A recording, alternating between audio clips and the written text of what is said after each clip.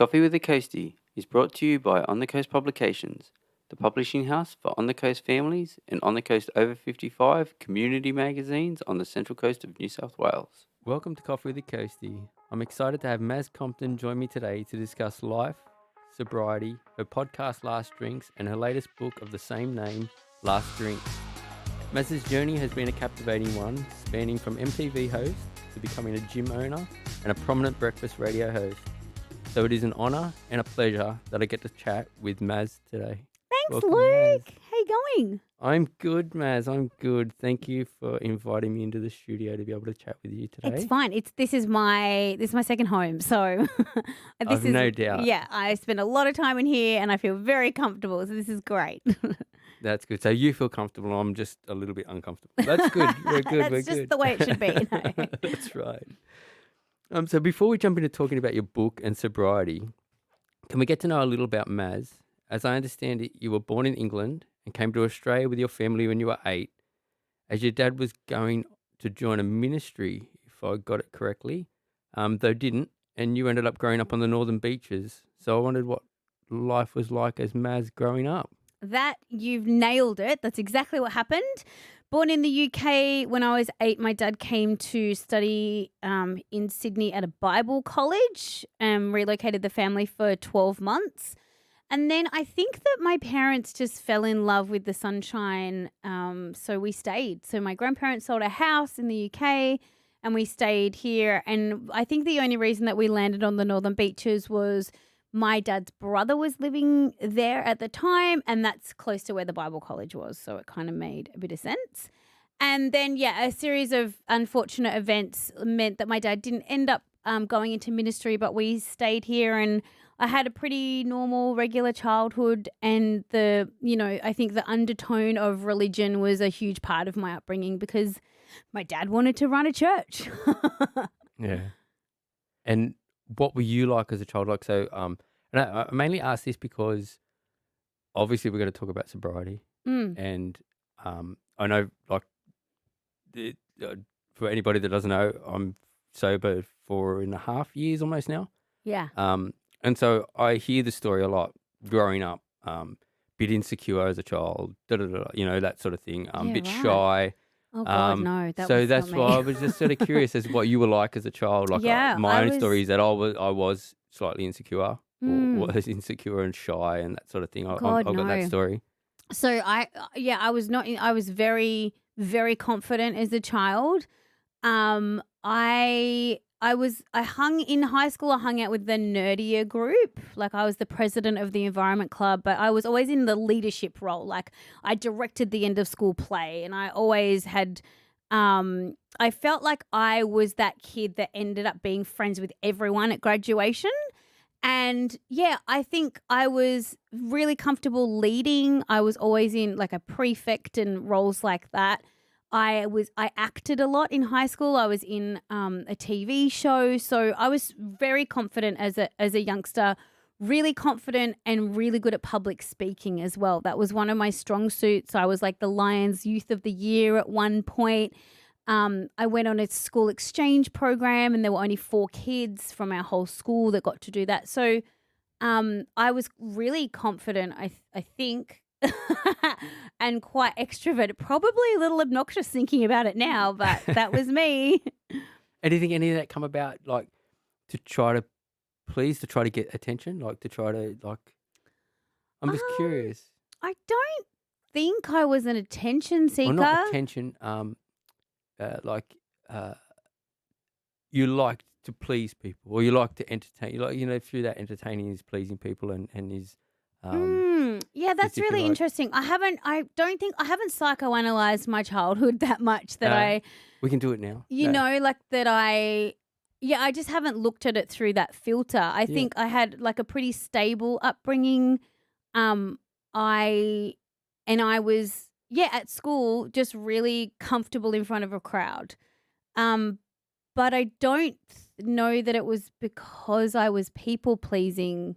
I don't know when you're that young if you, try to do things to impress people for popularity.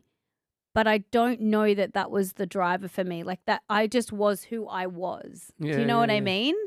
And I felt like I had a really good self-esteem and a really, like a really, I had like a really good friendship group, had really solid friends. I had a pretty stable home life. And I think I had a really healthy self-image when I was a teenager. I think that would be a good way to describe sort of where I was at in those years. Yeah, yeah. Well, that's interesting because that leads me on to my next question. Where if we jump to your first drink at 15 at an after party, Mm, where I can't remember where I read this, but it was your comment was rum straight from the bottle, mhm, guzzled down to fit in. mm. Um, is how I heard you explain it in this article I read. Yeah. Can you talk about that first drink and what it did for you and how that was about fitting Oh in? God, yeah. So at 15 in high school, it was inevitable. It wasn't a question of like, "Ooh, am I going to drink alcohol?" It was just a matter of when. Like, when am I choosing my moment? And so I chose my moment, and it was the end of school play after party, or maybe the middle of. I think it was the middle of the year. And we were in the play together, and there was an after party at Gemma's house. And on the way to the party, a friend of a friend of a friend of ours who had a friend who was 18, got them to get some rum. And then we just like drank it out of the bottle on the way to the party. And me, never having consumed alcohol before, was told by my parents don't drink, was told by Mrs. Barnes don't drink, was told by everyone who was an adult don't drink. We all drank because it's what we were all going to do that night. But because I was an incredibly small human being when I was 15 years old, like I'm 5'1" now. So I was very, very tiny. I was the smallest person in my grade. I had no idea what alcohol straight from a bottle would do to me.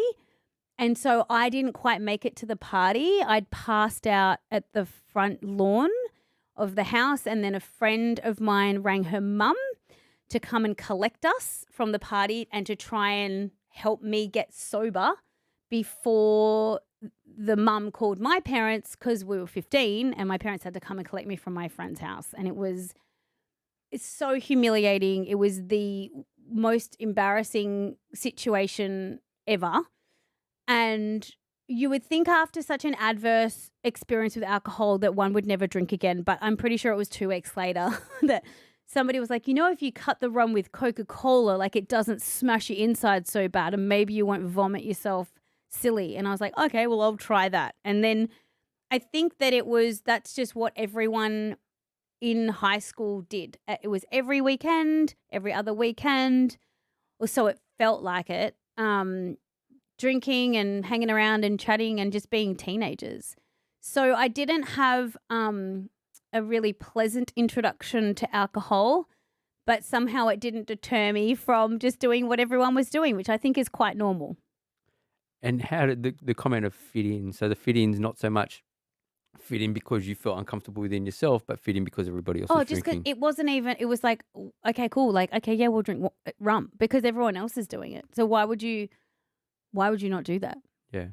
And I think also me being so naive, like I don't think I actually knew what alcohol did, like really and truly. And so I didn't, I just had no idea how toxic and plutonic it was. And so, with 0 sense, I just went along with what everyone else was doing, and it just did not work out well for me that night. And how did your parents deal with it? They were pretty mad. So they came to my friend's house and picked me up, and I don't really remember a lot. Like the details are hazy, but I just remember their whole thing at the time was like, "You've embarrassed us as a Oh, family, there's a bit of that. and this is so shameful." And like, what were you thinking? Like just the typical stuff. And I was like, "Well, I wasn't thinking. I was just doing what my friends did, and it just didn't go well for me." And I probably didn't, I was 15, so I don't think you handle anything well when you're 15, especially when you're being held to account for it. So yeah, they were pretty mad, which is fine. Like it wasn't, like we all got over it in the end, and I think we went out for brunch the next day. But there was definitely like some big conversations that we had at home about my behavior and being grounded and all that kind of stuff. Yeah, yeah. Yeah, well, that's part of it, isn't it?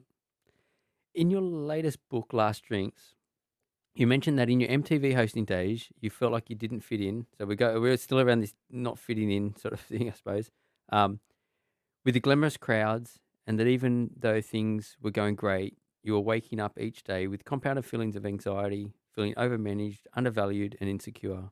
You even mentioned quite a few times about having imposter syndrome.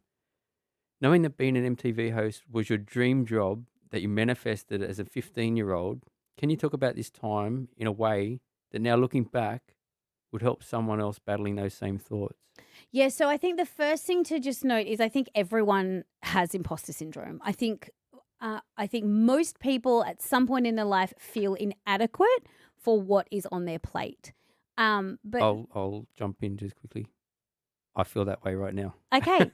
And so what we need to learn to do is to learn tools that will help us cope with those moments. So it's not about avoiding situations where you feel overwhelmed or where you feel out of your league or where you don't feel like you necessarily deserve to be there. It's about learning how to sit in that uncomfortability and being okay with it.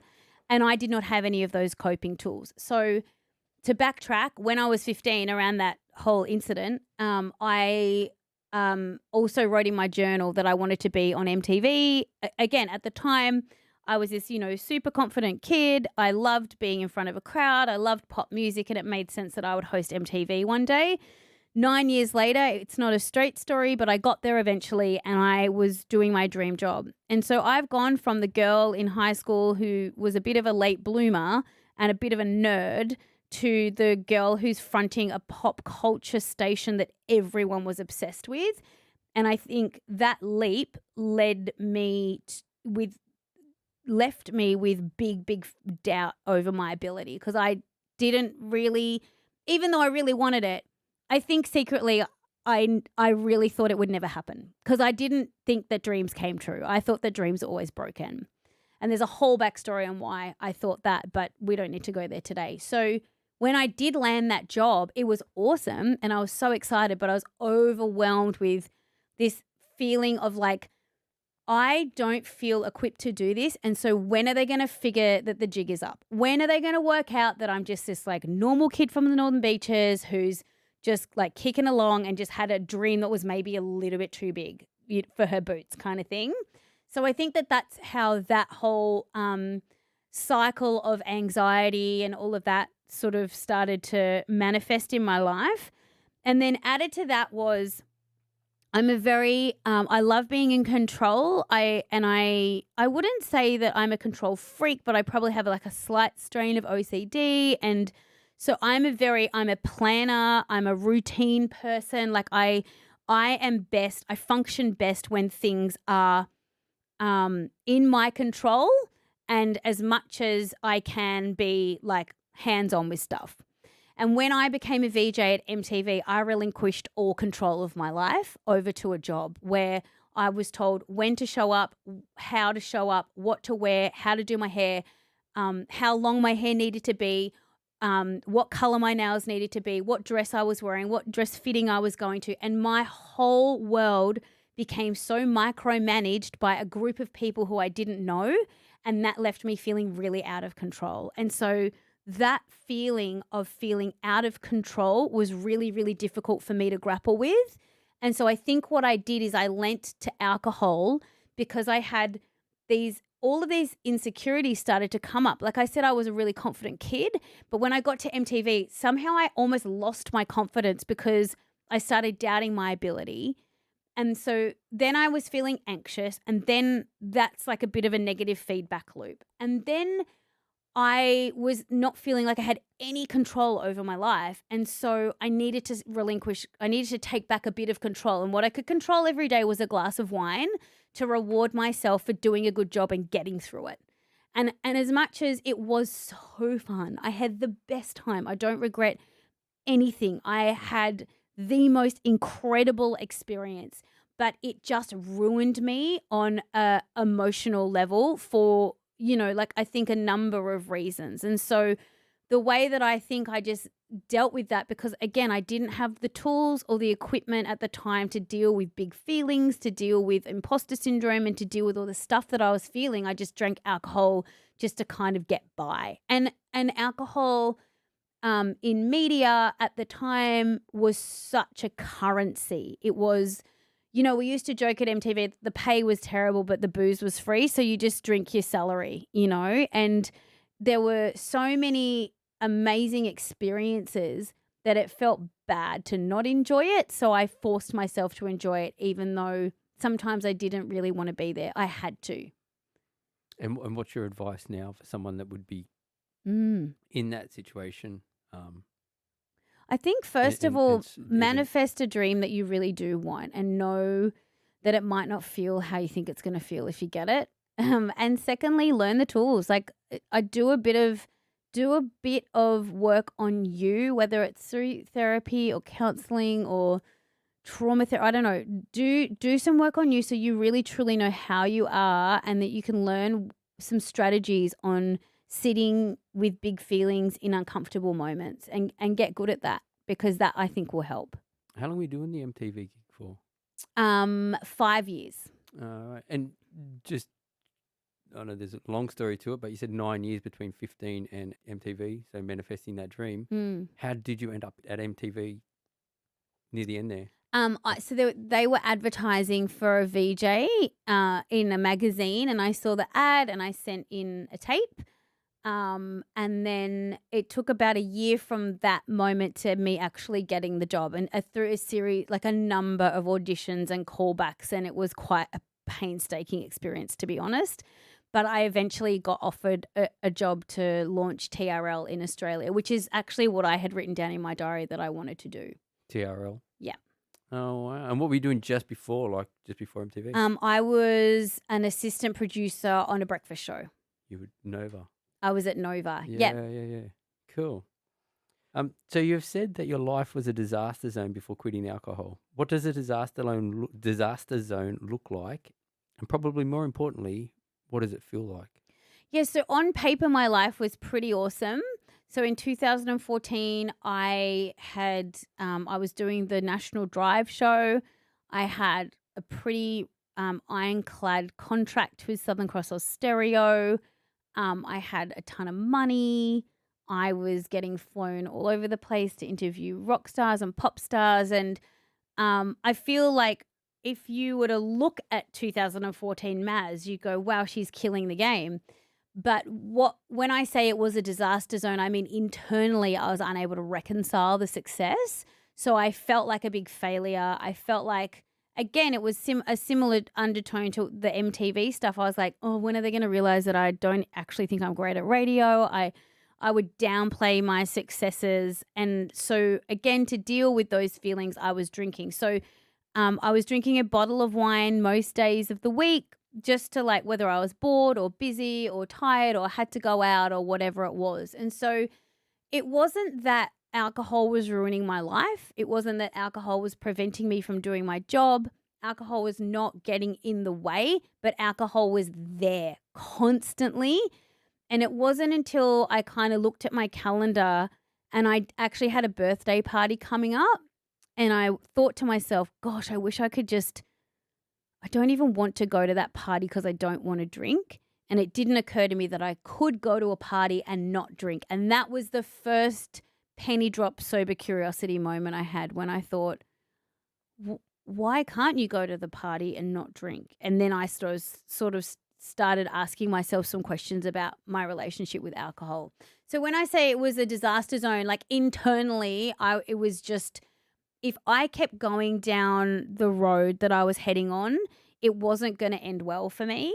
So I think it's knowing that, like feeling uncomfortable about how much I was drinking and how often I was drinking. I'm so glad that I had the courage to pull up stumps and go, okay, let's do a little bit of self-talk, and let's do a bit of an assessment here. Yeah, and I think that highlights that the disaster zone is never necessarily the external house or whatever that is. Yeah, it It's wasn't the internal anybody what's looking at my going on. life would not have thought it was a disaster zone, but that was my assessment of what was going on. And that is the most critical assessment of your life is your assessment of it. Mm, definitely. You have said that you dabbled with sober curiosity for a year before taking the leap on New Year's Eve 2014. What does dabbling in sober curiosity look like, and how did you come to stopping drinking on New Year's Eve of 2014? As I believe you have said you didn't plan on never drinking again originally. Yeah, so sober curiosity is what I was just saying before about just questioning your relationship with alcohol. So if you feel uncomfortable about how much you're drinking, if you lie about how much you drink, if you drink by yourself, if you just think about alcohol a lot, like I remember at lunchtime at work being like, God, I can't wait till 6 p.m. so I can have a drink, that those sort of invisible boundaries and red flags around alcohol are worth questioning of like, why do you feel that way? Why do you need to get to 6 o'clock to have a drink? Why can't you hang out for 6 o'clock because you're going to the gym? So it's really just asking yourself questions about your relationship with alcohol and the answers that I was getting back I wasn't cool with, and Mhm. and sometimes the questions I didn't have an answer. I was like, I actually don't know. I was like, why do you ask yourself things like, okay, you woke up this morning, you said you're not going to drink today, but it's 6 p.m. and you're about to head through to the bottle shop. So what's happened between then and then? And why could you just drive a different way right now? But I didn't know. I just was always led back to me with a glass of wine in my hand, trying to, I guess, forget about the day or decompress or relax or get off to sleep or whatever excuse I'd given myself. So that to me is the definition of sober curiosity, just asking yourself questions around your drinking behavior. And then what really happened is I kind of made it up, right? So I Googled, this is like November 2014, I Googled, am I an alcoholic? And it turns out I'm not. Like, so I read the definition of an alcoholic and I was not one. According to what I read online, I was like, that's not me. Do you remember what you read? It was Google? around the AA manifesto kind Yep. of vibe. I didn't feel powerless under a disease. I was like, oh, I've quit drinking for like a month before and it's been no big deal. So I just was like, my options really are go to AA, which to me didn't feel like it resonated. I know people who have been in the program. I know about the 12 steps. But it didn't feel like my solution. So then I was like, well, you're just going to have to make it up. And so what I landed on was if you don't change anything, nothing changes. So I was like, well, I need to change something. What do I need to change? I need to change my relationship with alcohol. How do I do that? I should stop drinking for a month. Like it was not that articulate in my brain. It took me a while to get to that point. And then because I'm a goal setter and I'm a planner and I'm really organized, I set a date and I said, this is the day, January 1, 2015, no alcohol for 31 days. And that was my plan. And then the undertone of the plan was instead of stopping drinking this time to prove that you don't have a problem, let's stop drinking to see what sobriety looks and feels like. And so I did heaps of stuff in that month. I guess filling in the time, to be honest, because I thought I would die of boredom. But I just did loads of new things, and I set appointments for beach morning walks on the beach as opposed to drinks at night. So I busied myself in that month, and then after a month, I was feeling so good. So I was like, let's get to my birthday, which is March 2nd. And then my birthday came and went and I didn't drink. And I was like, let's get to the middle of the year. And then we got to the end of June and I was like, well, it's dry July. And then I got to July and I was like, oh, let's get to October. And then it was October. And then I'd done 12 months. And I had never said I'm not going to drink again in that whole year. I just said I'm not drinking today. At what point did you say I'm never drinking again?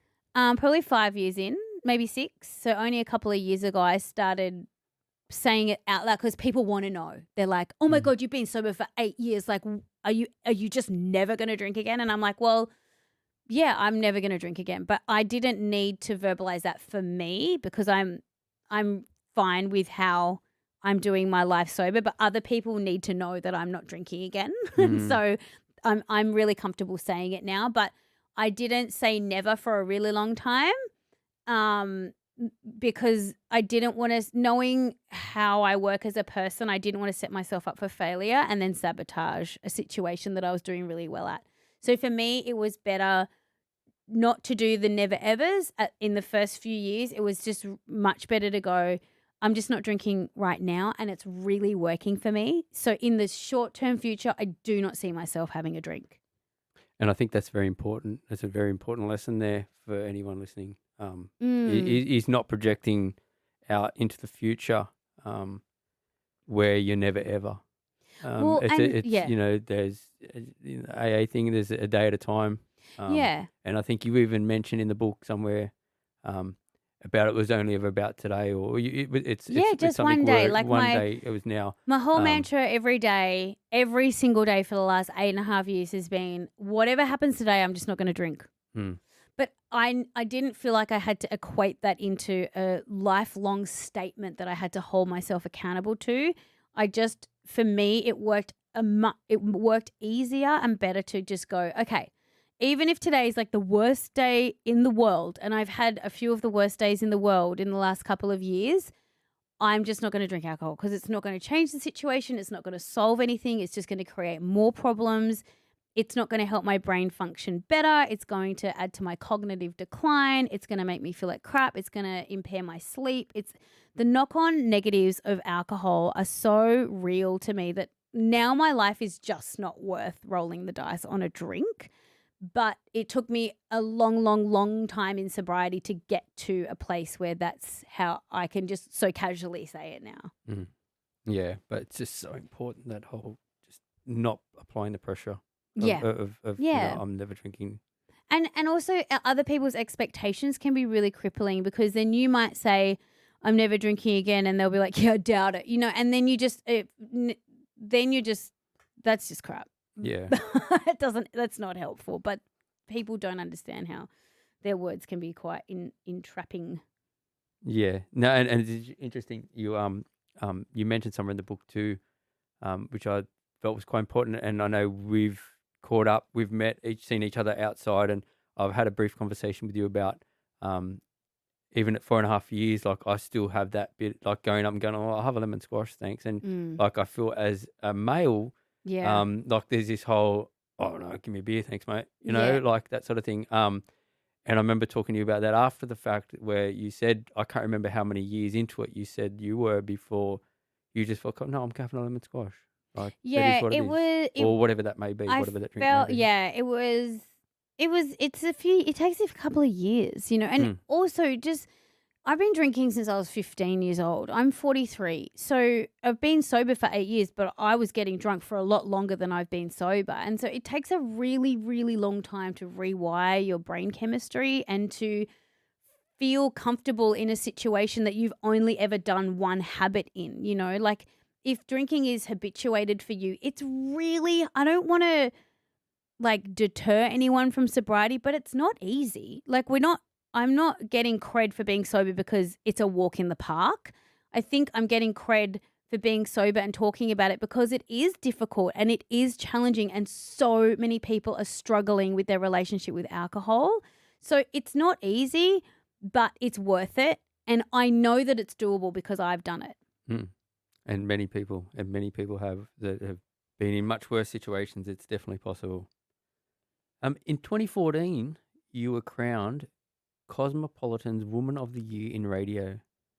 I can only assume that this was a time when you were going through a lot inside. Do you remember this moment and how you felt, being that it was so close to when you stopped drinking? Yeah, that was awesome. Like I think yeah, winning an award for being yourself is pretty awesome. And that's really what it is because who I am on radio is who I am as a person and then I won this award for being on the radio. So it was really nice to be acknowledged by my peers and people who I genuinely like respect and idolize a bit in the industry.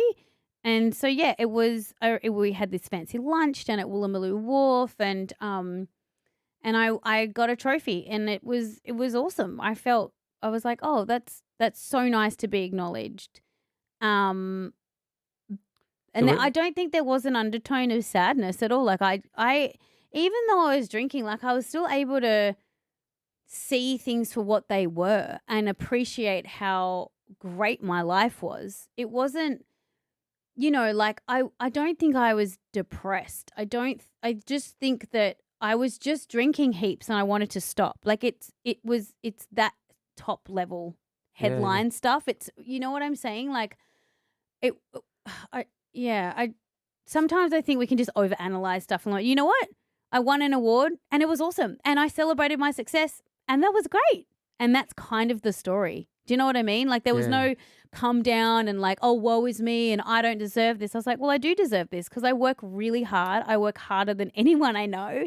And I won this award on my own merit. And so go me. Congratulations, me. And that might sound a bit arrogant to some people, but I think considering everything I'd been through imposter syndrome wise and, feeling out of my depth, I think that was probably one of the better moments of my career where I was like, oh, okay, cool. People do notice and they do like me. That's nice. Yeah, and I think that's where I ask that from, like, knowing that, like, near the end of your drinking, you potentially, like, I don't know for sure, but potentially there is that still that imposter syndrome, there's still that feelings of anxiety, and then you go and get awarded this award, and you're like, "Wow, what am I feeling all this for?" Like, I am actually, like, people, there's that validation, external Mm, validation when you don't feel so great, yeah.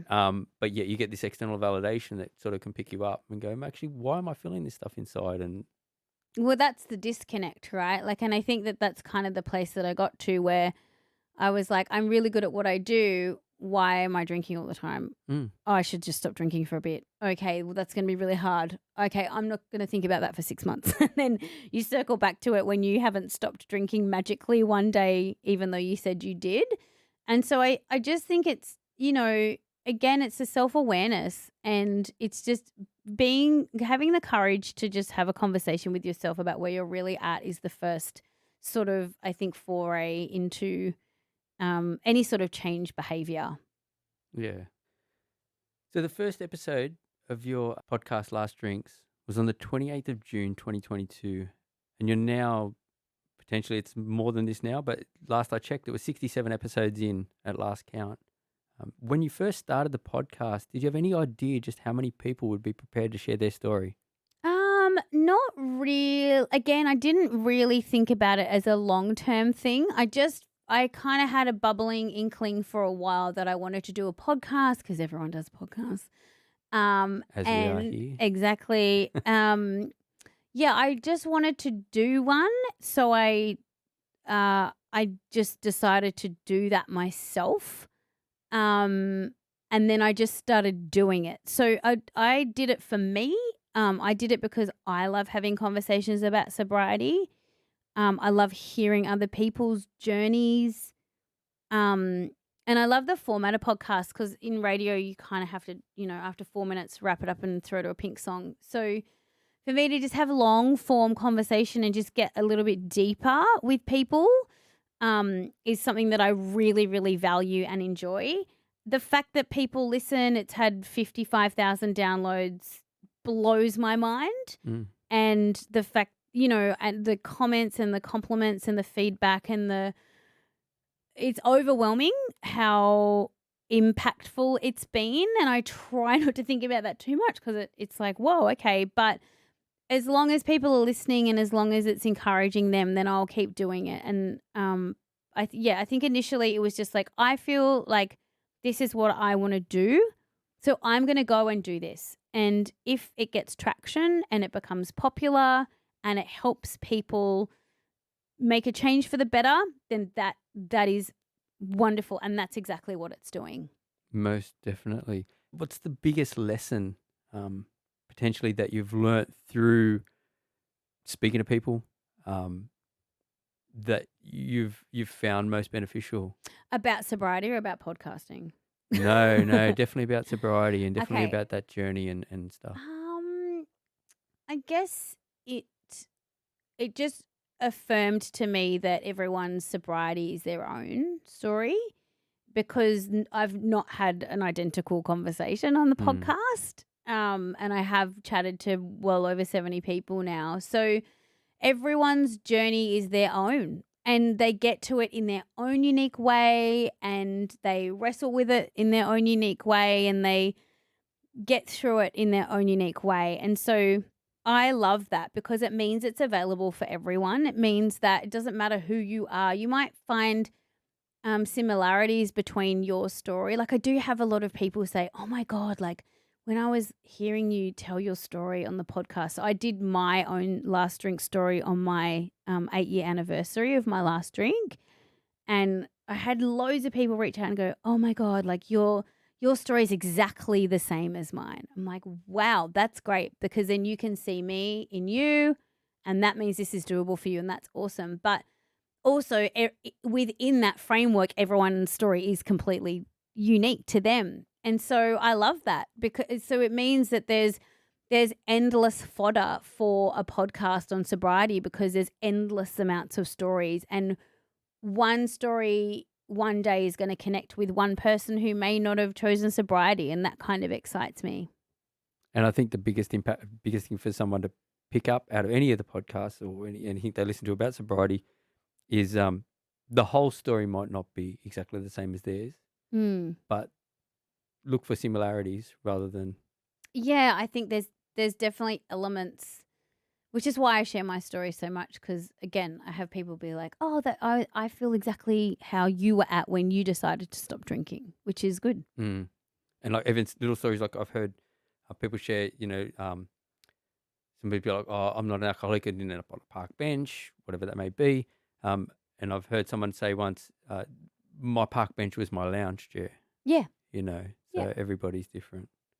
Now, you've written a book of the same title, Last Drinks. The book covers everything from yours, as you mentioned, to other people's personal stories, science on how alcohol affects us both physically and mentally, a sober toolkit, along with a 30-day alcohol-free journey that the reader can go on. How did you decide on the structure of the book and the way it was written? The principles of great storytelling is just have a beginning and a middle and an end. It's how I go into every single radio break that I do on air. You have a beginning, you have a middle, and usually a zinger at the end. And so I just applied the same logic to storytelling in the book. The beginning is alcohol, why alcohol is the problem, what alcohol does, how it affects us. I talked to a neuroscientist about how it affects our brain chemistry. I talked to a GP about how it affects our body functions and a sleep expert about how it impacts our sleep. The middle bit is sobriety and what that can do for you, what that looks like on other people, curating a sober toolkit to safeguard your sobriety, having a bit of a game plan. And then the final bit, the end, is the you can do it too practical handbook where you can just, I can hold your hand through your first 30 days sober as your sober buddy. So a beginning and a middle, and it was a bit of a no-brainer, the structure, and I kind of came up with the idea pretty quickly because I just knew what I wanted the book to be, but I didn't just want to share my thoughts, my story, and my wisdom and then go, cool, now good luck. I really wanted to equip people, and that's why that third part was so important. And how much you seem to have done a lot of research for the book too, because there's a lot, as you say, there's doctors' opinions or doctors' things in there. Other people's stories, like Osh's story. How much research did you have to do for the book? I assume a bit. Yeah, it was a lot. It was a lot of interviews, a lot of reading.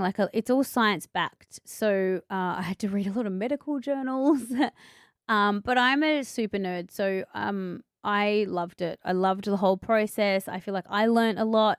And then being able to articulate all of this super science nerd stuff into really easy to read language was a challenge, but I think it's worked out well. I don't know. You tell me. It has. It's worked out very well. I think it's a good I think book. it's perfect. It's perfect for anyone to read. Anyone, as you say, anyone that's got any sober curiosity. Even if you're curious, it's a great book to read because it goes into detail about everything from just thoughts to medical to, hey, here's an outline of some things to try. Yeah.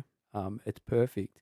I even read you studied you're studying or studied psychology? Oh, I was studying psychology, but then I had a very turbulent 2022. So everything that's just all on hold at the moment. I Yeah, just fair don't enough. have the capacity to do that right now. But Long term, I would love to get my Bachelor of Psych Science purely because I love studying human behavior and why smart people make dumb choices, which might be the title of my next book.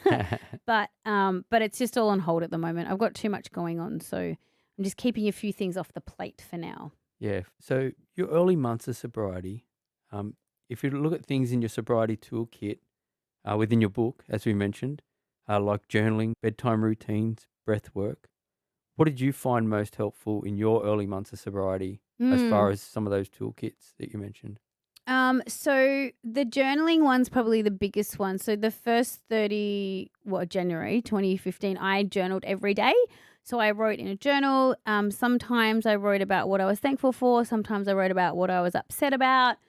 Sometimes I didn't know what to write about, so I wrote about not knowing what to write about. But I did like a daily journal every day, and then a few months after that, I went back and read that journal, and it was very insightful what I sort of discovered about myself and the lack of self-compassion I had, the lack of self-worth I had. And so then I was really able to kind of go on a bit of a journey and implement some things in my life that would sort of, prop me up in the self-esteem department. So I did that. And so everything in the toolkit's pretty much stuff that I did at some point to like either fill in time or something like that I lent on to explore something new or fill in the time, really, if I'm going to be completely honest. It was because I spent so much time drinking. When I stopped drinking, I had loads and loads of time on my hands, and it was very overwhelming at first. So I was like, well, I just need to do stuff, so I'll just do stuff. And that's really, I think, the first 30 days is just surviving that. And then from there, I think you can start to do a little bit of self work and, digging and, counseling or whatever you want, because there will be probably some past trauma that comes up because everyone drinks for a reason. Yeah, well, I think you mentioned that somewhere. I don't know if I read that in the book or somewhere else, um, about you went back and you looked at why you ended up on that journey to MTV and Yeah. so forth. Yeah. Um, It was a very good um, season of self reflection, I think, and just understanding why I'd made certain choices and chosen certain directions and chosen alcohol, really. And then, you got to forgive yourself from all the past stuff and not try to beat yourself up too much about it, which is what I did. Perfect. And as you say, you guide people. There's the 30-day journey, so you don't really have to think about it for the first 30 days in the book Yeah, to because I some degree think, because you guide that. well, yeah, it's just without that sounding overwhelming for people, it is you just read. It's a little bit of a reading and a bit and one activity. That's it.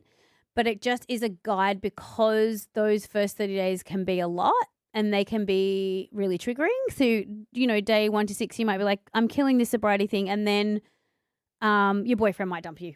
And then you're like, oh my God, how do I deal with a bad thing, with 6 days into sobriety? So it is really just a bit of a framework on um, how to do those first 30 days and just set yourself up for a win, rather than go into it blindly and fail because you haven't set yourself up. So the whole first 2/3 of the book is setting you up for those 30 days. It's not just like random anecdotes from my life. Like everything in there is purposefully put in there to safeguard you as you sort of enter into sobriety and see how it feels. And it will feel weird for a lot of people at first. I remember the first few days, I was like, I felt just lightheaded. I felt really loopy. And I was like, oh, this is actually clarity. This is how I'm supposed to function.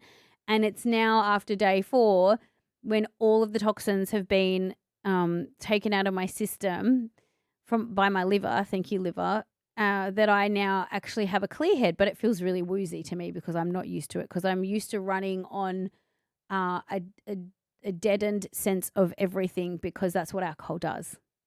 And what did you do in that first 30 days with regard to alcohol in your environment? What about environment? What did you do? Yeah. So in the book, I kind of go through this, but I won't. You can get the book, but I kind of guide everyone through what you should do. So what you should do at home, what you need to do if you're going out. There's all sorts of things. There's alternatives. There's how to occupy your hands. There's how to respond to people. There's if you drink at home alone, how you can combat that. So it's all in there. But I feel like I address everything really thoroughly for people, again, with the sense to like really equip them for success in that time in sobriety. Most definitely.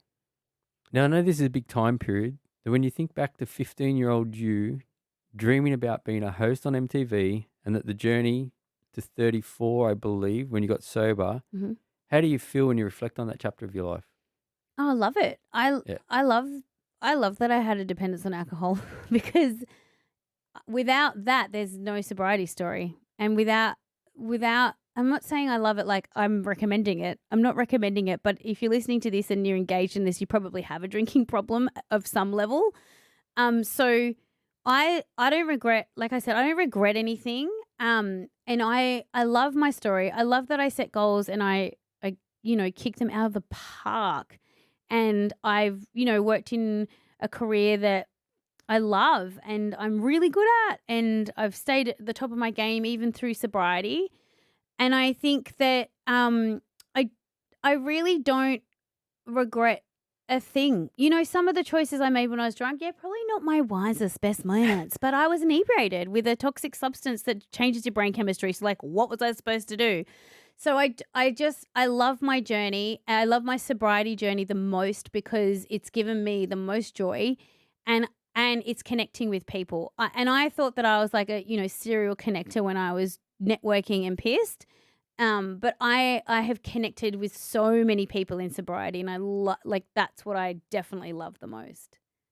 Yeah, and I think that's for me personally, two things is um, I don't feel I'd be who I am today without that drinking period. It's All right? hard, right? It made me Yeah, who I am today, and I'm happy to be who I yeah. am today. It's a really funny story. It's a really weird one because again, you don't recommend it, right? Like I don't just Mm, recommend that people just go and get a drinking problem. yeah. But if you've got one, there is hope for that person because if you don't see the light unless you're in the darkness. So for me, even though I had this like outrageously successful career and all of these undertones of anxiety and like compounded pressure and just life stuff because life is hard, I'm glad I got to where I got when I did because I don't like to think about what would have happened if I didn't. And I Mm. guess that to me is the kind of serious part of the conversation that I really want to urge people that your sober self is always going to be your best self or a better version of yourself.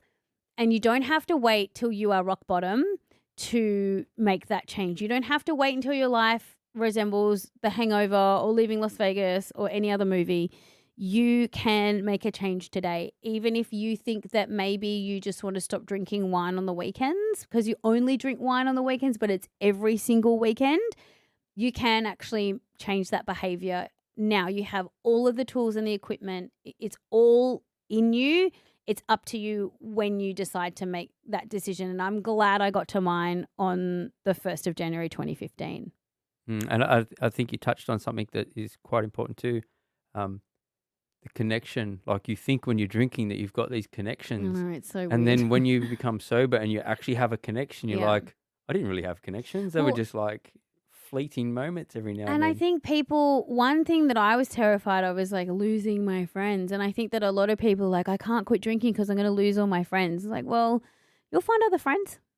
There's like 7 billion people on the planet. Like you'll be fine. There are heaps of other people. And I think that can be really, that can keep people imprisoned in drinking behavior because they are scared. But the right friends who love you for the right reasons will support you. And one thing that I said to, my nearest and dearest was like, I'm not asking for your opinion right now. I just need your support. So like, don't come at me with just have one on the weekend. I just am asking for your support. And that's a really good way to work around any confrontations you might have with mates if you decide to go sober. Curious, Glenn, Yeah, no, my husband. did you meet after you got sober? No, we met in June the 7th, 2014 was when we met. I told him I had a drinking problem. in October of that year, and then I quit drinking in the January. Yeah, cool. And he didn't leave me. That's right. Well, as you say, those that are closest He into didn't it, leave me, and you my know, mother didn't divorce me, so we're that's okay. right. Exactly. That's exactly a very good point. How do you feel you've changed as a person since your last drink? I don't think I've changed. I think I've just learnt more about myself and I've just evolved. So I'm still me. I'm still good old me. I'm still, coming up with content every day on the radio show, finding myself in really funny situations in life that I reflect well through my storytelling on air. And so I think I'm still me. I'm a more evolved, grounded, and wholesome version of me. I'm more patient, definitely. I sleep better. And I think the biggest one for me was when we were talking about younger Maz, and I was saying that I was really, outgoing and confident. What I've realized as an adult is I'm an introvert, which is so funny. So when I say introvert, I don't mean like shy, quiet, timid. I mean like I recharge from alone time. And so I have this really big personality, and I have a performance gene that's from my dad, definitely. Mhm. And so you have this big personality and this big performer, and I'm great at storytelling and captivating audiences, and that's what I do. But I need everyone to just get out of my space when I need to reset. And if I don't have downtime to reset, I am not good. So my husband's the opposite in the sense that he resets by socializing with and engaging with people. He's an extrovert. So we get to the end of the week and he wants to connect with me and have a chat, and I want to go to the other room by myself. And this is something that we've had to work out, because if I don't get downtime, I don't recharge my batteries, and then I'm just running a deficit the following week and the following week and the following week until I will snap and then cause like a huge problem in our relationship or what have you. And then we find ourselves in dire straits. So I've had to learn that asking for time out and like walks on the beach by myself or a little bit of alone time is actually necessary for my survival. Now this might explain why those MTV years were so problematic for me, not realizing that I was an introvert at the time. And what was I doing every single day? I was around people constantly, all day, every day. Hair and makeup, producers, assistant producers, runners, drivers, rock stars, pop stars, managers, everything, constantly, right? Then I lived in a share house with some friends, so I had no alone time. Then I was out till all hours being social because it was my job, or I was just scared to go home and be alone. And then I would eventually be alone, but I would just pass out. And then I would wake up, and then I would go to the gym with a friend and then come. And then I never had any downtime in those 5 years, or even actually the time when I sort of pivoted over to radio. Like I was just never alone. And so I never got the one thing that I need to recharge and reset. And so I was on an adrenal and caffeine and alcohol cocktail constantly. And it is no wonder I ended up in hospital twice in my career from dehydration, from purely burning out. Like I was so burnt out because I was like, but I'm an extrovert. Like I'm a people person. I'm a social butterfly. But it was absolutely the opposite. And so I found that's been the biggest discovery. I only realized that in sobriety. So you can imagine my shock when I stopped drinking, and all of a sudden I was like, I really just want to be at home by myself. What's wrong with me? And then I actually gave myself permission to be at home and recharge by myself. And I was like, oh my God, I feel so good. And so that big learning is now so key, because I know how to ask for the time and the space that I need to show up to be that extroverted performer that everyone loves listening to. Yeah, I think that's a big thing that I've heard before too. Like when people get sobriety, um, they want to spend more time with themselves. Yeah, you just learn. I think you just learn about yourself. And so it's not that I've changed, right? Like my behavior has changed because I'm not doing stupid things because I'm not drunk, sure, but I'm still the same person. Like I'm just a more whole I'm just a more whole person with bigger self-compassion than I ever had. But all of the like all of the intricacies and the fabric of my DNA is still all in there. Like that can't change. That's inherently who I am. But learning about yourself can help you manage yourself better and treat yourself better. And then I think the knock-on compounded benefits of that are a better place to live out of than chasing your tail, And I think when you're drinking, you think you're going to lose who that you that you think you like when you're drinking. Yeah. When you get sober, you actually just become you. Yeah, I Like think you if that's one way do. to explain it. Yeah, I do. I think you do. Yeah, I would agree with that. It's just, it's funny because I think some people would say that they do change and that's their story. But like I said, I don't like to think of it as this like metamorphosis that I was this like caterpillar that went into a cocoon and came out a butterfly. I'm still me. You're already a butterfly. Doubt it.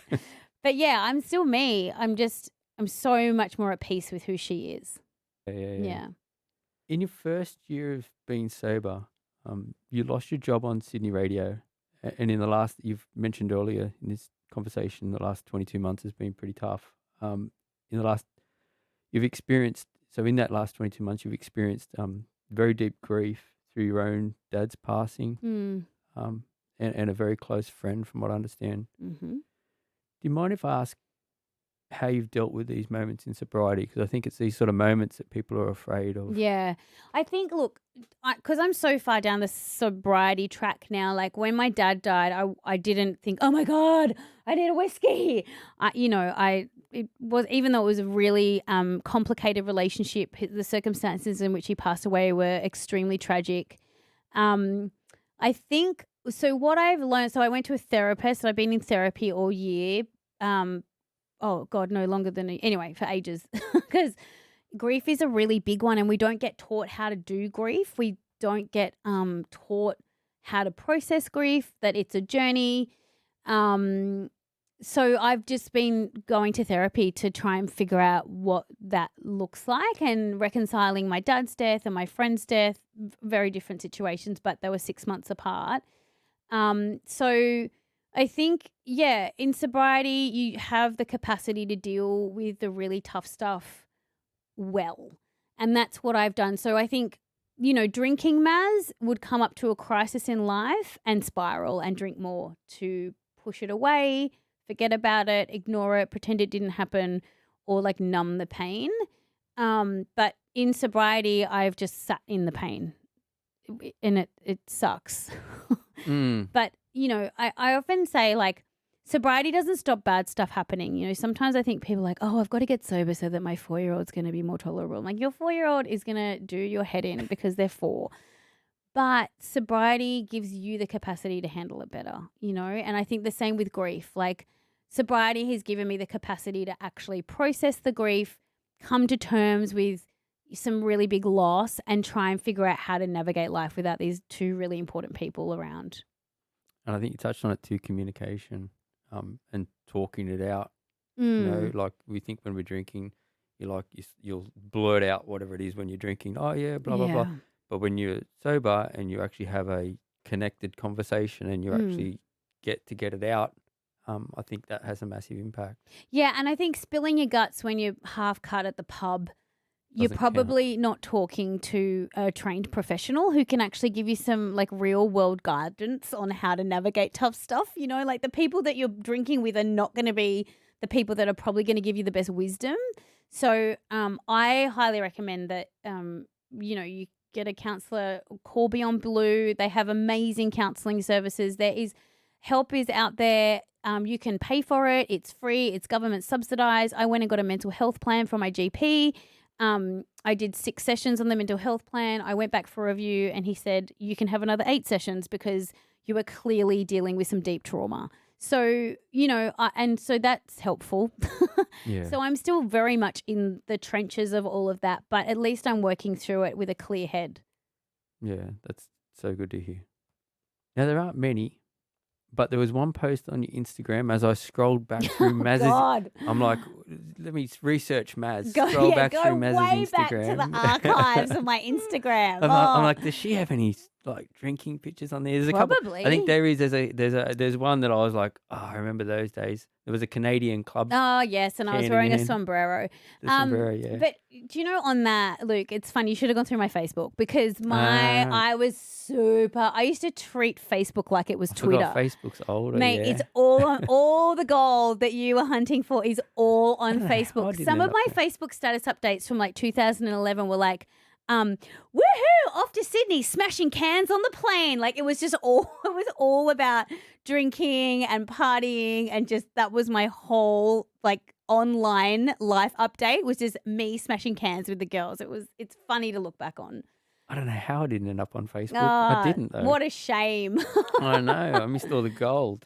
But what I did end up on though on Instagram, which I found quite interesting because it's very much the way we celebrate, and that is, you must have just done. It was November 17, so we're only a couple of months out from November 17, 2013. So we're a year and a bit. Actually, I got the dates wrong. Yep. A City to Sea run number. Yep. You know, and then this in Melbourne, a schooner of beer. So it wasn't a schooner of beer then. It was a pint or something. Yeah, a pint of beer. Yeah.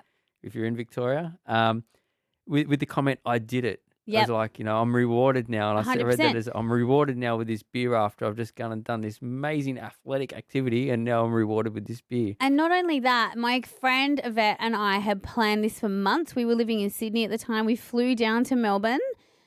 We went out to a fabulous restaurant. We got absolutely wasted, and then we woke up and did the City to Sea, and then we went to Republic down at St Kilda at past the finish line, and just drank beer with everyone all day.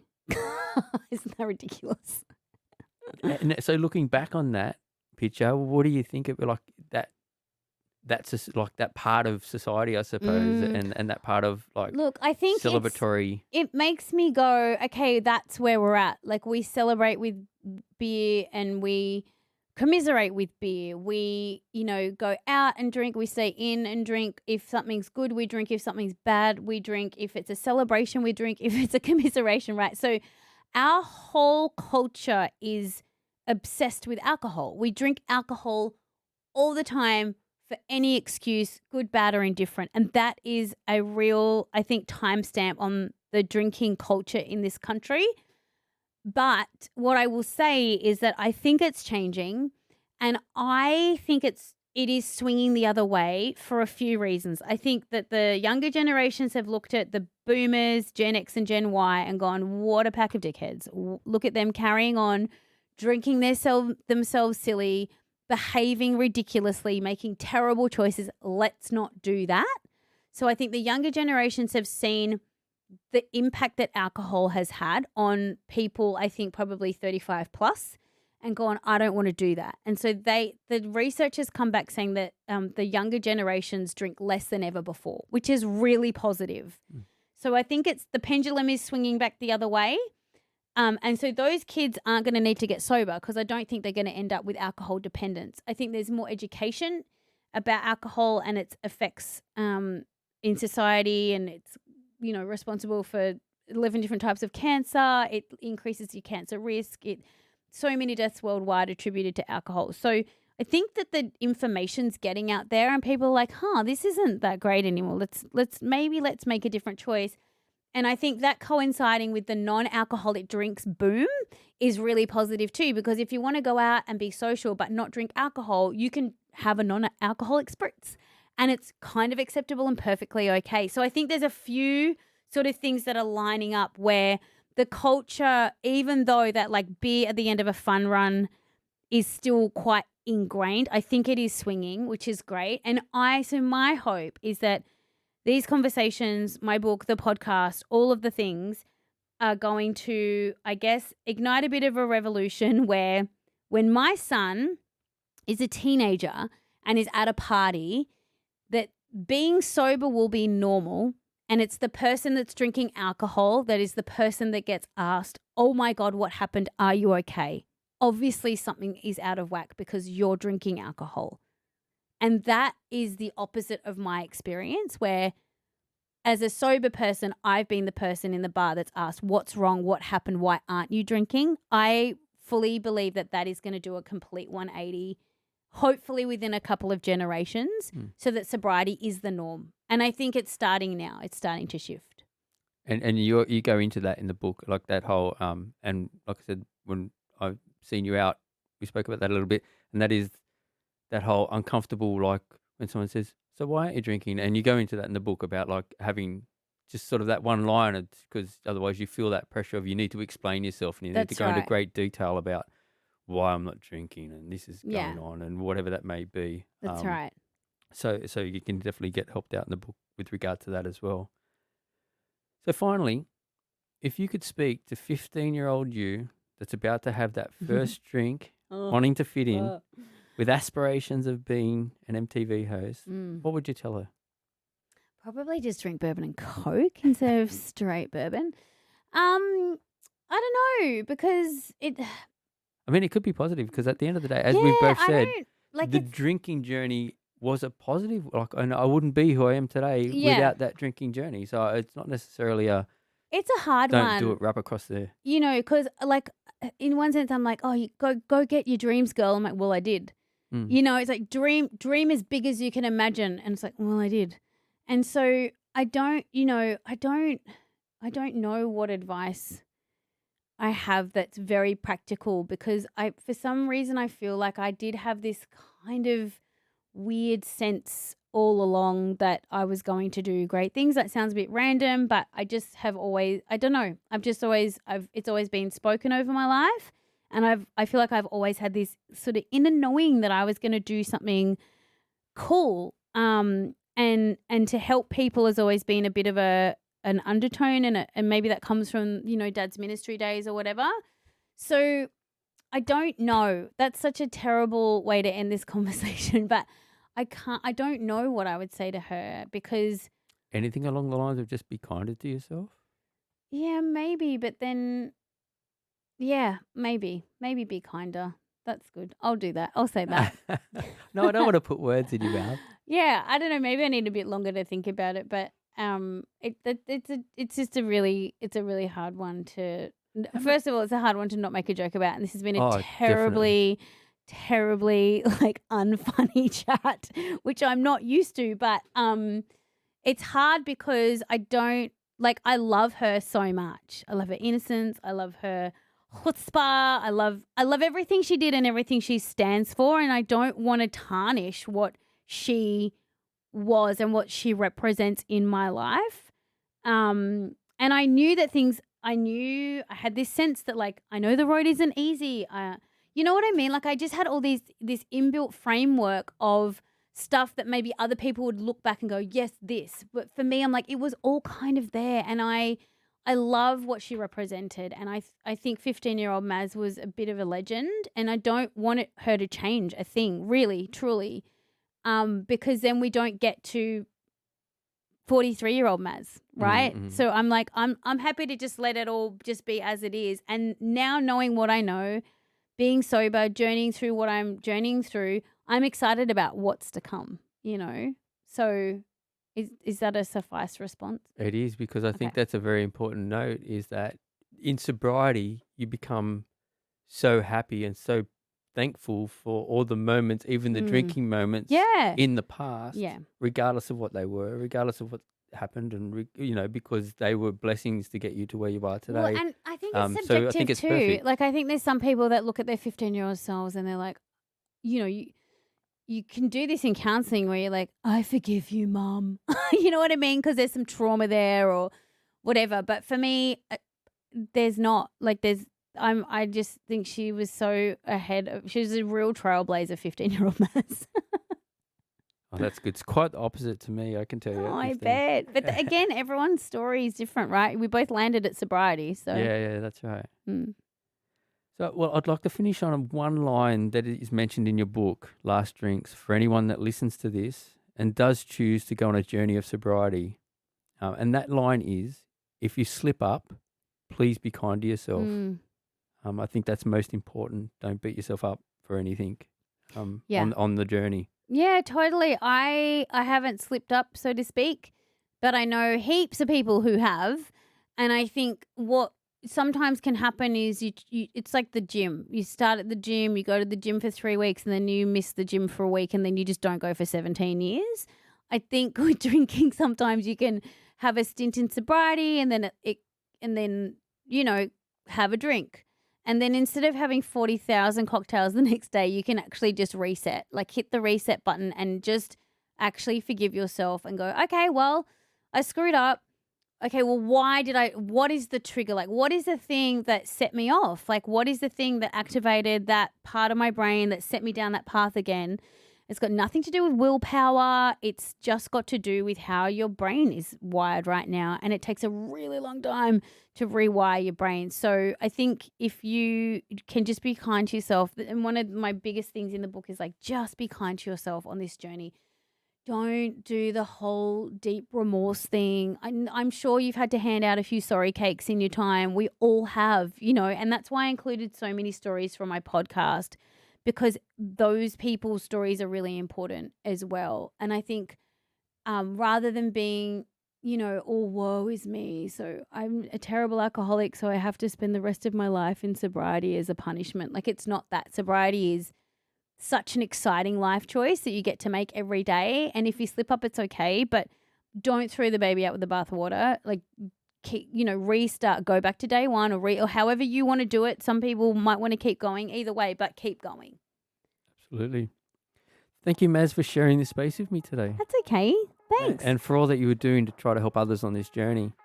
If anyone would like to find out more about Maz, her podcast, or her latest book, Last Drinks, please go to mazcompton.com. That's it. You can order the book's in all good bookstores and also online, and the podcast you can get on any podcast platform. So if you just search Last Drinks, you'll find it somewhere. You will. I've listened to it and it's excellent. Thanks, mate. Thanks, Maz. No Thank you. worries. Yay! Coffee with the Coastie is brought to you by On the Coast Publications, the publishing house for On the Coast families and On the Coast over 55 community magazines on the central coast of New South Wales.